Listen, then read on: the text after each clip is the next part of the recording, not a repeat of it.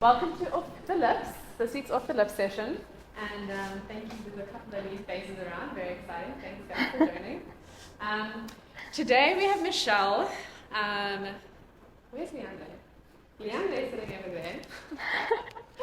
Always comes in with these extremely tasty looking lunch boxes. And even before this, I'm like, damn, what we got going on in here? But he told me that it's all thanks to this lady over here. Also, I can very much vouch every time I run into Michelle, it's always just like the top healthcare tips, skincare tips, hair care. I was like, my goodness, can I just please sit at your feet with an iPad? So very excited to have Michelle here today. She's going to be sharing with us on how to live a more healthy life with regards to food and how to not break the bank in doing so. Cool. So thanks, Michelle, for joining us. Thank you for having me. The floor is yours. Hi, guys. So this story actually starts off with a not so good story. In 2021, in October, I got diagnosed with chronic migraines, which sometimes lasted like 7 to 8 days. And as a creative, high capacity person, it was very difficult for me to function in my day-to-day life. So I went from making really delicious meals to giving Leandre roast chicken and veg every night of the week. And eventually he very gently sat me down and said, we need to make a plan. So he was actually the catalyst of this. So we sat down and we made a list of all the foods we like, and we categorized them into different sections like easy meals, Asian meals, Mexican meals, Italian meals. So organization is one of my top strengths. So I literally get energized by it. And I decided to take it a step further. So the intent was never to save money. The reaction of the planning ended up saving us so much money. It wasn't really my goal. My goal was to not eat roast chicken and veg every night of the week. And then I started telling my friends, and people at the green room started asking questions. They were like, what are you doing? What's different? And the first month, we halved our food budget, literally in half. And I was like, oh wow, this is so much more than eating a variety of food, planning better, eating more healthy food. It's actually revolutionary in our lives personally. So I came up with the 5 principles of eating healthier without breaking the bank. So I'm not a mother. I have some mother friends in here. But I do have a full-time job, and navigating all of those things can sometimes be very difficult. Not even to think about being a mother and having a full-time job and still having to cook your family a delicious and nutritious meal. So 5 principles that really changed my life personally, Leandre's taste buds personally. Planning. Not everyone likes planning. Not everyone is good at planning.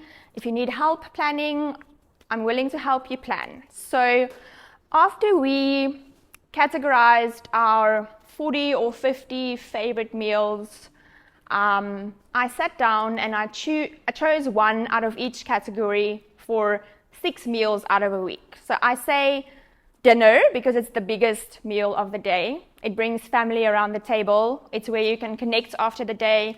And it's also sometimes your most nutritious meal of the day. The 7th one I left to chance, whether we go eat at the Myers or get sushi and eat on the beach. Leave some space for adventure. Okay, so I'll show you what it looks like, the way we worked it out. So we took a little list with all the different meals in different categories, from easy to we braai once a week because we are Afrikaans. Okay, we have to braai once a week. So Mexican, Asian, easy soups, braai, vegetarian. We try to eat fish and 1 vegetarian meal a week just for the environment. Yeah, and that really worked. So I literally went, okay, one of those, one of those, one of those, one of those, one of those, one of those, until I have 6 meals. Then I took it further and I made these little lists with 5 weeks, because sometimes a month kind of flows into a next month. So each week I have 6 meals that I chose from my main list. On the back, I worked out my meat to the gram for the month. So for Leandre and I work on 200 grams of meat per meal, because I don't think a person needs more than 100 grams of meat in a single meal, unless you're Yancy. And then I order locally. I order from Bokmakiri. They are situated in Krakiel, in the Langkloof. They have free-range meat.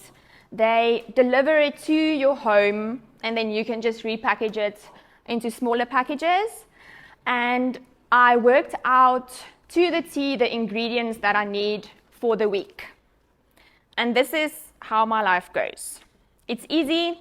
I wake up in the morning, I ask Leandre what he wants to eat tonight, and he chooses one. It doesn't have to be Monday to Friday. You can be flexible. Sometimes I work until 7 o'clock at night, and then all he gets is basil pesto pasta. And that's okay, because you need to leave space on your list for when you don't get home early, or if you get home really late and you're tired, then use the 7th day to order takeaway. But keep it minimal. I mean, that's why there's one day. So the groundwork is the most difficult or the most challenging, because you actually need to sit and think about these things. But it doesn't have to be just you.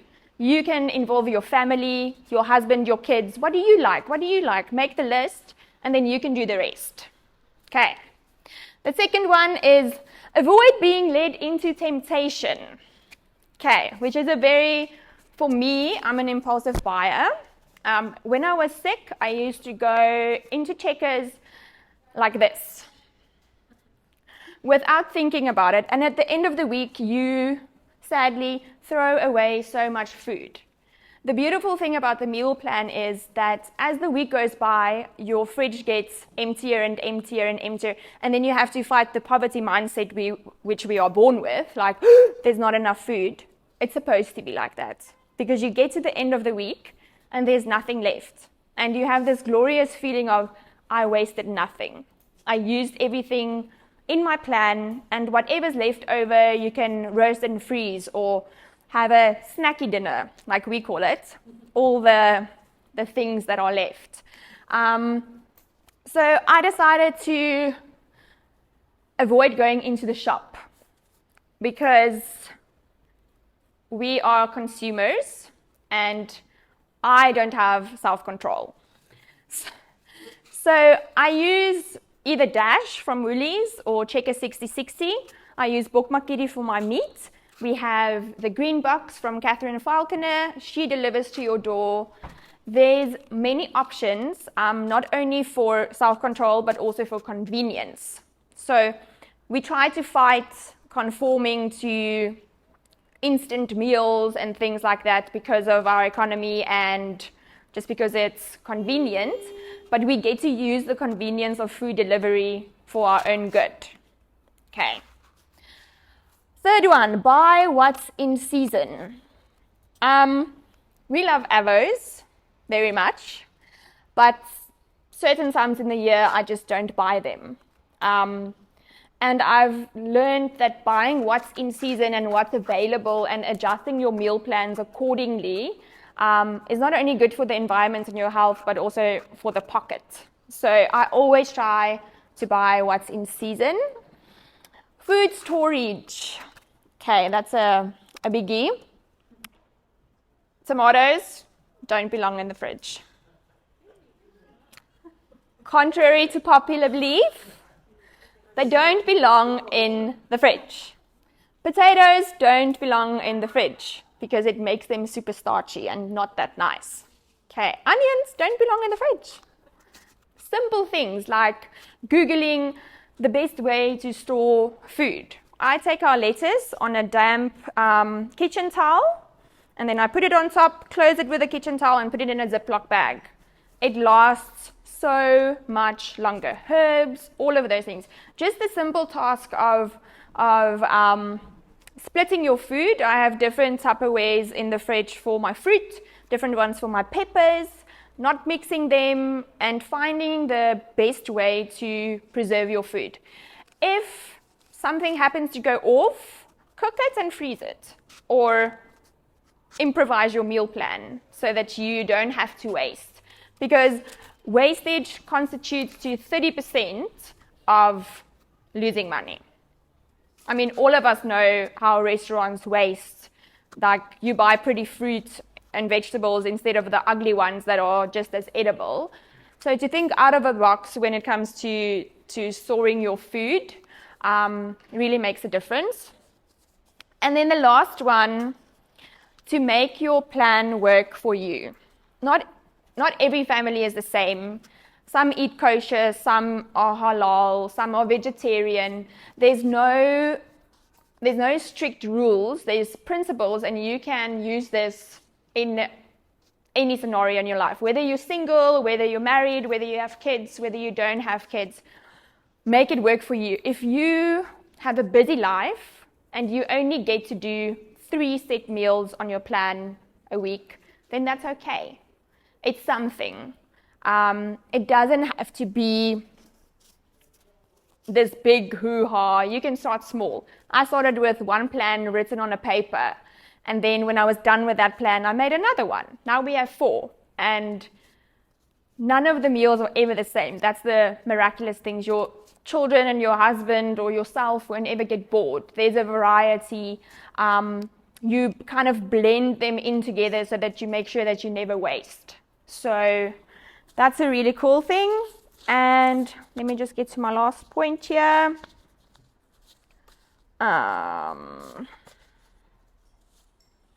Okay, so ultimately, us as humans, when we get set with a task, it feels big. But you need to make it start small, do it together, and at the end of the day, the way I say it is, I sit down and I think a lot, and then I don't have to think at all, because I've already done it. You don't get back from home or back from work home and you're like, oh, what am I going to cook tonight? You have a list, you have your grocery list, it comes to you, and the rest is easy. It's like this big burden that and the thing is, the world we live in, it feels like a burden. But if you look at the 1960s, how much people cooked, and how with economics and advancements and all of those things, people don't really cook anymore. But it's a beautiful thing, and it doesn't need to feel like a burden. It can be fun. Okay. This was actually very quick. See, Mike, I'm on time. So I want to end with a quote by Michael Pollan. Leandra and I recently started watching Cooked on Netflix. It's really good. And he invites people back to the table, back to living simply, cooking together, fermenting your food, preserving your food, ways of cooking.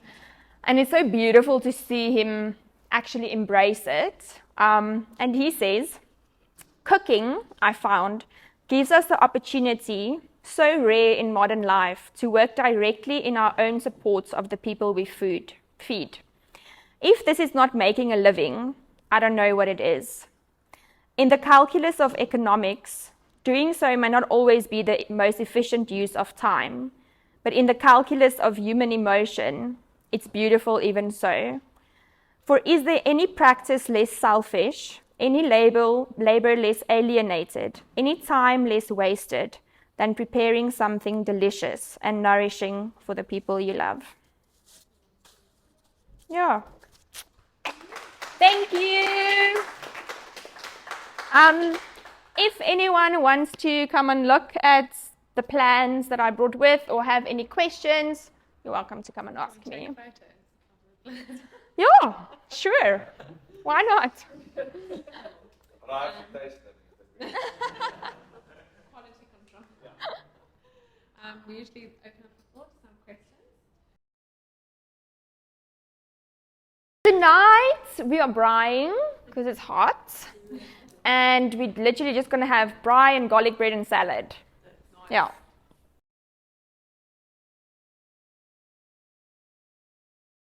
It's not day bound, no. It's always day bound. And Doesn't have to be. Yeah.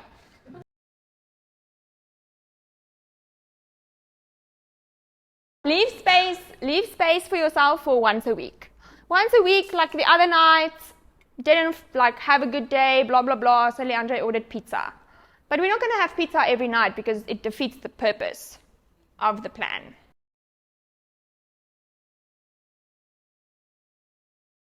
Give me $1 million, then I'll have an app built. Apps are expensive.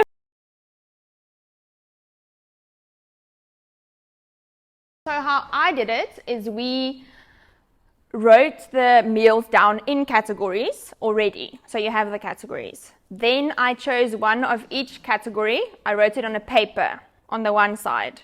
And then with every meal, I wrote down the ingredients. So I made an ingredient list. And obviously, if some of them overlap, you're not going to buy 2 punnets of mushrooms. And that's my week 1. And then I did that with all the weeks. Choose one in each category, 6 of them, write the ingredients, and then build your plan. It feels daunting in the beginning, but it's really simple. As soon as you want some things to overlap so that you don't waste. So if you have 3 of the week's meals has tomatoes, then you're not going to waste your tomatoes or peppers or whatever. And if you buy something like rice or pasta, you have it in your cupboard. So every week, I open my fridge and I open my cupboard. Okay, I've got this. I don't need to order this. And also, organizing your fridge and your cupboard accordingly makes your life better. Because then you're not going to miss the bag of pasta in the back of the... I put everything in glass jars. We use glass jars on a daily basis. Keep the glass jars, put the rice in, put everything, so then you can see with your eyes what you have, and that avoids double buying and wastage, ultimately.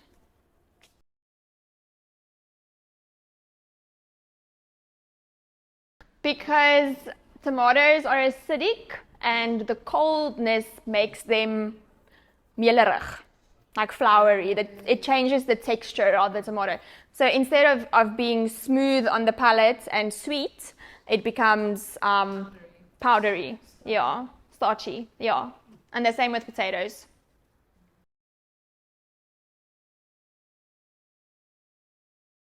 I do. We used to own the local collective. So at the moment, you can buy your organic fresh vegetables from Catherine Falconer.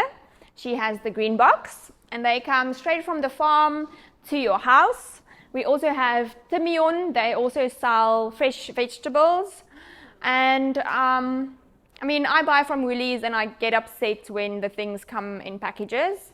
But there are definitely a load of different ways to use unpackaged. Another thing that we can think about when it comes to buying in season is growing your own vegetables and herbs.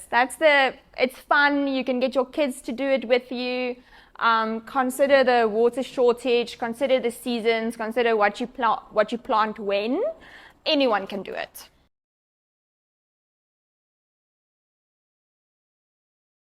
What I usually do is I just order 4 because it's just the 2 of us, to order loose and minimal. If you think there's not going to be enough, there's going to be enough, because we have an ingrained consumerist idea about things. Like my one friend, when we braai, he braais for 20 people. And I'm just like, I know you're a sheep farmer, but it's unnecessary, Charles. You guys know. He braais for like 20 people. And I'm like, Charles, it's unnecessary. Ja, maar ons het baie vleis. I was like, no. Just because you own the sheep farm doesn't mean you have to braai all the lamb. It's like you have to think like that. And then obviously also the thing, if you invite people for dinner, or if you go to dinner, you have to have the a communal view of things. Like, what can I bring? What can you bring? What do you have in your fridge? So as to not skip a meal per se, but still contribute the ingredients. You're still adding into each other's lives. Like, we always do that. It's part of who we are, and it just changes things. It changes the way the table looks. It changes the way your life looks. Yeah, and you use what you have. It's like, yeah, a good way of living. But planning is the most important. Nothing will work if you don't plan for it. Yeah, they say that if you fail to plan, you plan to fail. Unfortunately. Thank you, guys.